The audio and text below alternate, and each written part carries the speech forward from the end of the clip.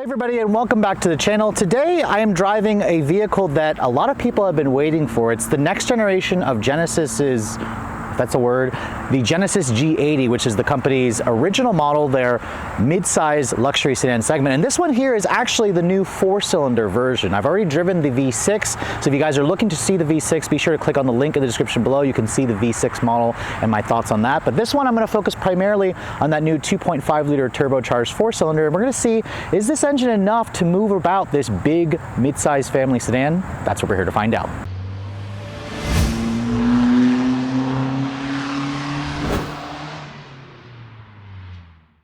So obviously, because this G80 is different from the V6 by when you look underneath the hood, I'm going to start by popping the hood first so you guys can take a look at that 4-cylinder engine in all of its glory. Now, of course, this is a luxury sedan and it has these nice little struts to hold up the engine. And as you can see, there is a lot more space underneath here because you have 2 less cylinders. It's a 2.5-liter turbocharged direct injection 4-cylinder. This is a new engine that will also see duty in the Hyundai Sonata N line. This is, of course, an all-new family of turbocharged 4-cylinders that goes with that new V6, which for now is a Genesis exclusive engine. Now, this powertrain makes some pretty decent numbers, 300 horsepower exactly, and 311 pound-feet of torque. This is a really great replacement for the base 3.8-liter naturally aspirated V6 that was in the previous generation G80, which this has more horsepower, slightly less, or this has more torque, slightly less horsepower, of course. Now, as of this filming, I don't have final fuel economy figures just yet.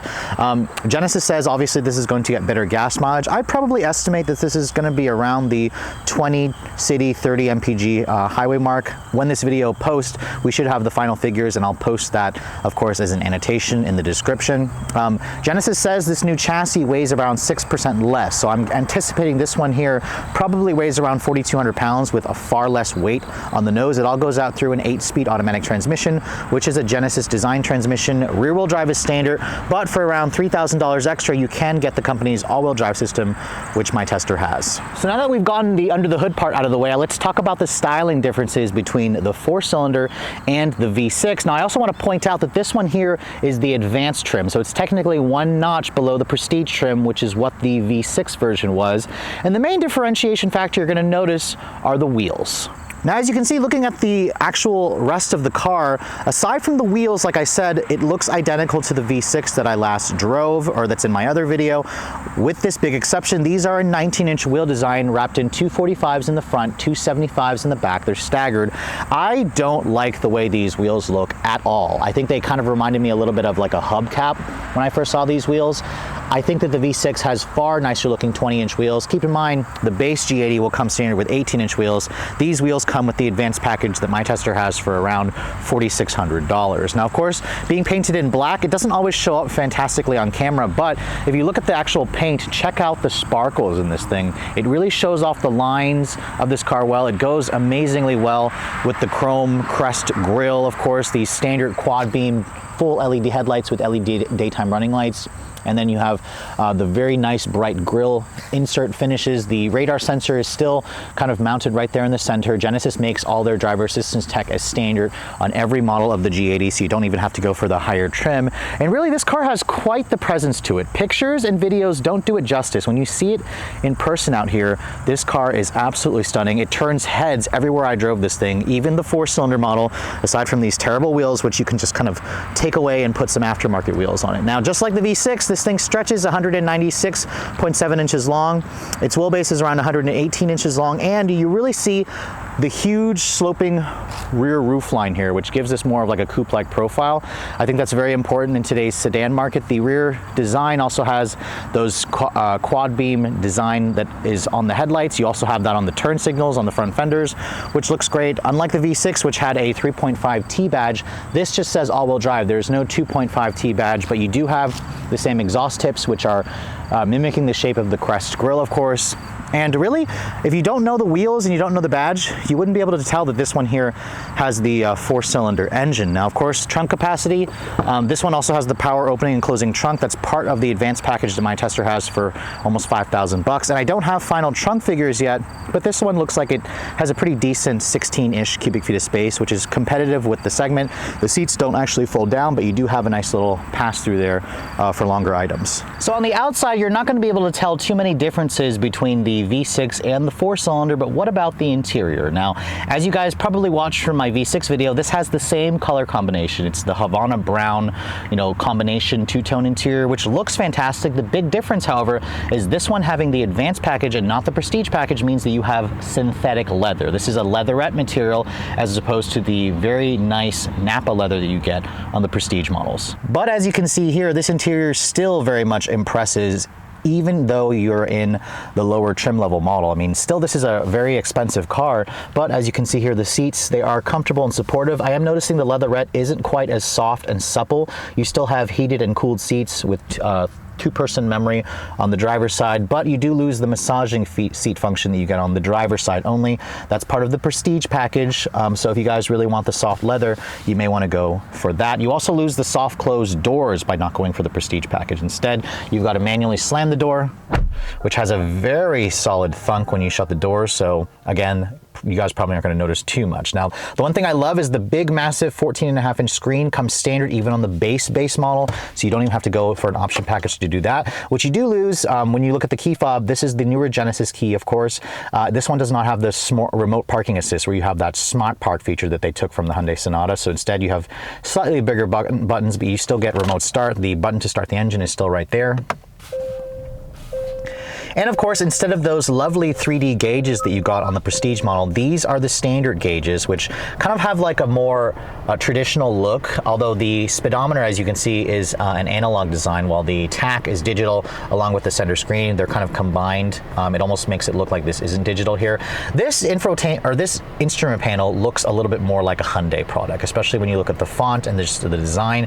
I would highly recommend going for the Prestige package if you guys want the interior to feel completely unlike any other Hyundai product and far more European. That's a small little niggle there. The steering wheel, as you can see, I still like the design of it. It's slightly different versus the GV80. I like how it's not like a traditional 3-spoke wheel. It's very comfortable to rest your hand on. It's got a power tilt telescoping design, paddle shifters on the wheel, of course. The interior materials are still top notch. You've got genuine real leather stitching here all over the dash. This matte finish wood is part of the Prestige or the advanced package that my tester has. Some real metal trim. You have this really beautiful looking digital display there for the dual zone climate control or tri-zone climate control. This is soft touch over here, of course, on the upper door panels, more aluminum trim for the window switches and for the door handles. All of it feels very expensive. The 21 speaker Lexicon stereo sounds just as good as the one that I tested in the V6 model, one of the best sound systems in the industry. So really, you're not giving up too much here versus the Prestige model, although I do kind of miss the heads-up display. There is no heads-up display, as you can see on the Advanced trim. It's one of the better heads-up display systems. Now, coming over here to the infotainment system, you can see the 14.5-inch screen still looks pretty much the same here. It takes up the entire, or like 3/4 of the screen, and you can kind of adjust the way this looks over here and change like what you prefer to show on the actual secondary screen there. This is, again, a touch screen, or you can use this Genesis controller here. It's one of the best ones in the industry. When you put it into the reverse, you can see no 360 camera or surround view camera, instead just a backup camera and parking sensors. You gotta again go for that Prestige package, but the camera resolution is still excellent. I love how the screen comes basically to the outer edge of the border here, so it's not a very large black border. It looks like Apple could have made this screen. It's a really high quality looking screen, and if you guys are looking for something like that, Genesis is offering one of the largest infotainment screens in the industry, so that's fantastic. You also lose the wireless phone charger, as you can see, so you have a slightly bigger storage cubby. You have 2 USB ports, surprisingly not a USB-C.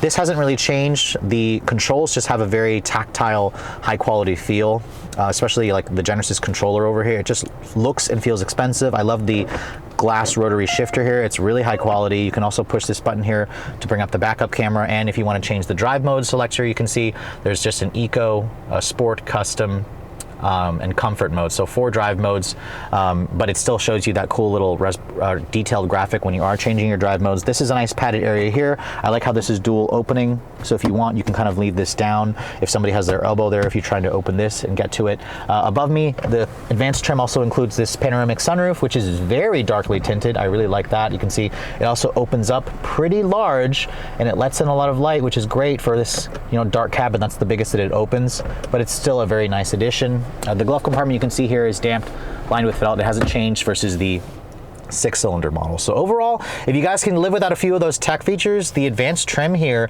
is significantly less expensive, like $4 grand less expensive, and it still has a lot of tech that I think most people are looking for, and space. Now, of course, being a mid-size luxury sedan, the G80 offers a pretty big back seat, especially if you guys are coming out of a G70. This has significantly more space, and the 4-cylinder model still offers most of the luxuries that you get from the 6-cylinder. But as you can see here, I don't have final specs for the legroom figures, but I'd say this is my position to drive. At 5'7", there's probably at least 38 inches of legroom back here. It's a lot of space. There's a big hump here, of course, that eats up onto the space for the center passenger. When I shut the door, it still has a very nice solid thunk. It still also has these nice rear window manual sunshades, which is great.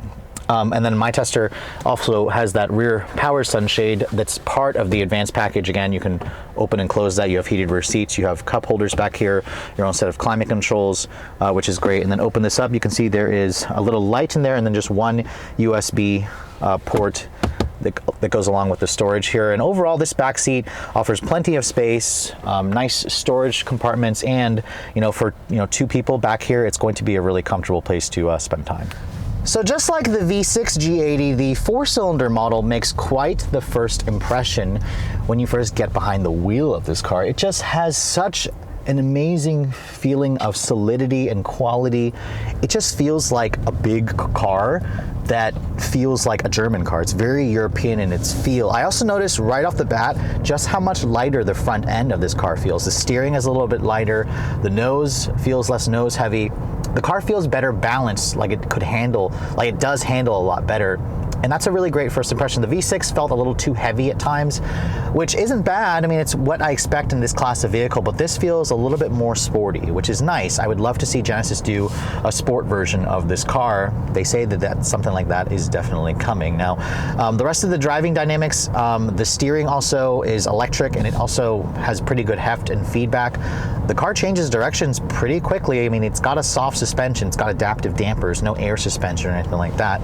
The seats also are still nearly as comfortable as the V6. I am missing the real Nappa leather, which is a little bit softer. These are a little bit more on the firm side, but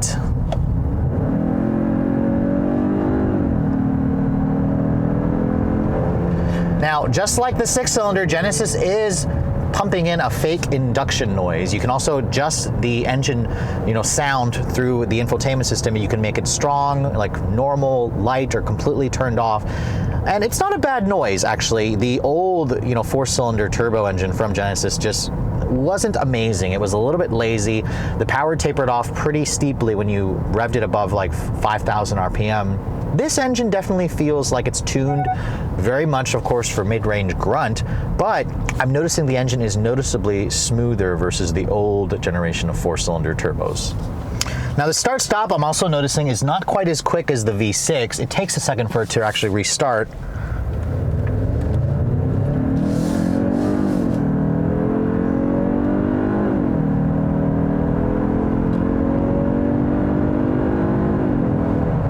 Very smooth shifting transmission for sure. I like the transmission. It's a great 8-speed.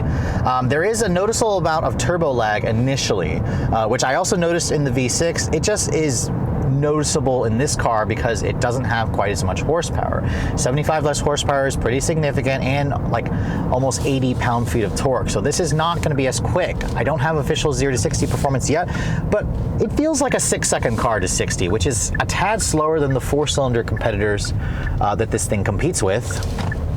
Let's try it here from a stop really quick. Soft.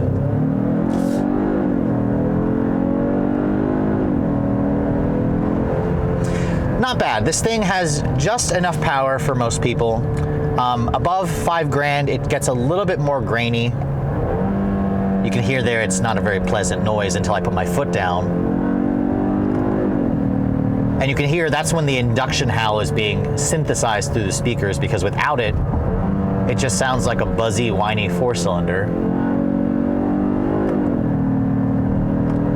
But you know what? The paddles work well. It's got plenty of mid-range torque. This thing doesn't feel slow. It just feels a little bit more relaxed. But I'm definitely liking the lightened front end. It makes this car a little bit more sporty. It makes it a little bit more playful. It feels a little bit more playful in the corners.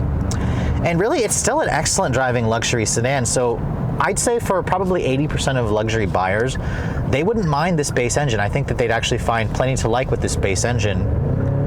It has plenty of power to get around people. And the noise is something that you're gonna get used to. If you don't push the engine too hard, you're not gonna really notice it. Obviously the 6 is silkier, it's smoother, but it also comes with a pretty significant $10,000 price jump. But hey, if you can afford it, I'd say go for it. Now, in terms of the fuel economy, in my few days that I had this car, I was averaging around 22 mpg, which is a little bit better than the V6. On the highway, I got it up to around 28 mpg, so it's slightly better, but Genesis is still very much behind in the fuel economy race compared to its competitors. You can credit that to the fact that they don't offer the mild hybrid electrification 48-volt thing that their European competitors offer. That makes the start-stop a little bit smoother. That's why this one is noticeably more laggy when the engine actually fires back to life. But really, I'm impressed with the 4-cylinder. I'm impressed with the V6. I'm impressed with this car in general. It turns a lot of heads everywhere that I took it. It offers plenty of space, a good ride quality, relatively sporty, mostly confident handling, good visibility, good driver assistance tech. This car, with its highway driving assist with machine learning and artificial intelligence, it's pretty much on par with Tesla's autopilot system in terms of keeping me in the lane. Like, for example, I'll turn it on right now, turn on the lane keep, and just hit the mode button here. Now, if I hit it again, it actually goes between the highway driving assist and the regular cruise control. This does an amazing job of just following the car in front of you, keeping in the lane. It doesn't change lanes for me automatically, which is a shame. But as you can see here, as we come across this curve, you can see the steering wheel starts to turn. There were times where I was driving this thing on a longer highway trip that I found that I basically didn't have to drive. I was just sitting here supervising. Now, the V6 model has a camera in the instrument panel that watches your face. So if you're not paying attention, just like Cadillac's Super Cruise or Subaru's driver focus system, it knows when you're not looking at the road, and then it tells you to pay attention to the road again. Every like 45 seconds, it tells me to basically put my hands back on the wheel to make sure that I'm actually driving still. But for Genesis to offer this level of driver assistance tech that's better than a lot of the European luxury brands, it's very impressive on them. So this company is seriously making some impressive new technology, new features, really great cars. So if you don't have one of these on your list, you're missing out, seriously. So obviously, if you're in the market for a brand new luxury sedan, the 2021 Genesis G80 is one of the best ones that you can choose. In fact, it puts a lot of the German brands to shame in terms of offering so much technology, so much luxury, so much build quality in a package that's significantly less expensive. In fact, this makes a lot of the Japanese competitors pretty much dead because they don't build something that even comes close to what the Genesis offers in terms of technology, in terms of luxury, and that great combination that Genesis just offers. Now, speaking of which, the 4-cylinder model compared to the V6, I actually don't hate it as much as I thought. Aside from the wheels, which you can kind of change out the wheels if you'd like and put on a different or better looking wheel setup, I found that the front end feels noticeably lighter. It handles a little bit better. It is a little bit slower. It doesn't sound quite as good, but it doesn't sound terrible for a 4-cylinder. And really, the money that you're saving by going with the 4-cylinder over the V6 is pretty significant. The V6 is going to start at around $59,000 for the base model of that. The 4-cylinder starts at $47,700. My tester here with all-wheel drive starts at just over $50,000. Now, of course, when you add in the Prestige package for around $4,600 and the destination charge, all in, my tester stickers for around $56,000, which is, again, significantly cheaper. We're talking $10,000 to $20,000 less than a comparably equipped Mercedes-Benz E-Class, BMW 5 Series, and Audi A6. And you don't really give up anything when you buy this car in terms of luxury, technology, value. I mean, sure, you might give give up brand recognition and prestige, but I'd argue that Genesis is doing amazing things, and the Japanese seriously need to wake the heck up, and the Germans, they need to rethink their option packages, they need to rethink the value, because this car is one of the best new mid-size luxury sedans. And just wait until their SUV also comes out, the GV80, because it's basically everything that we liked about this car, but of course in a much more practical, higher seating up SUV package with an available third row seat. But with all that said, I hope you guys have enjoyed my full overview on this 2021 Genesis G80 with the 2.5 liter 4-cylinder. It's definitely enough motor for this, unless you really must have the V6's rims and you just like the smoothness and bragging rights of a V6. The 4-cylinder has plenty of power for most people. With all that said, I hope you guys have enjoyed. If you're also looking to see the latest cars I'm testing, be sure to follow me on Instagram at redline_reviews, like us on Facebook, and as always guys, please keep subscribing to the Redline Reviews YouTube channel for all the latest reviews. Thank you so much for watching. I'll catch you all in the next video.